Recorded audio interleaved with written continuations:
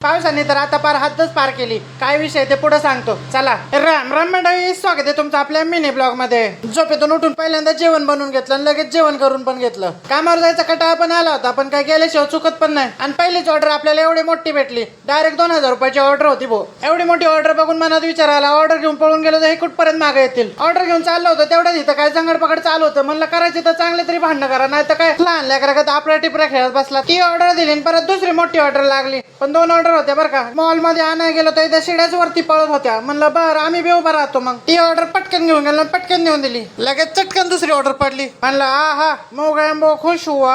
मोठी ऑर्डर पडल्यावर जरा मनाला बरं वाटतंय. नंतर ही गाडी दिसली, इथे AK-47 लावलेली होती. म्हणलं कोण मारायला आलं तर हत्यार काढूच तर तो पेल के चला जाएगा. पॅरेट मोठी ऑर्डर. म्हणलं बजावता आली. हो गई हमारी नल्ली खाली. पाऊसच तेवढा चालू होता. पाऊस एवढा चालू होता की वरचं पाणी खाली येत होतं पार. समजणे वाले को इशारा कॉपी. पावसाने थोडीशी सवड काढली, निघून गेला गावाला. म्हणलं बरं झालं येऊ नको परत. शेवटची ऑर्डर द्यायला आलो होतं, इथं कोणतरी लिफ्टच वरती अडकून ठेवले होते. म्हणलं कांड कोई और करे और सोना हमको पडताय. झेक मारत चालत गेलो बाबा वरती. पार वैताग आला. पण त्या ऑर्डरला पैसे लय भेटले म्हणून मनाला जरा शांती वाटली. चला आजच्यासाठी एवढंच होतं. भेटून नेक्स्ट व्हिडिओ मध्ये. लाईक फॉलोचा पाऊस पाडा तेवढा.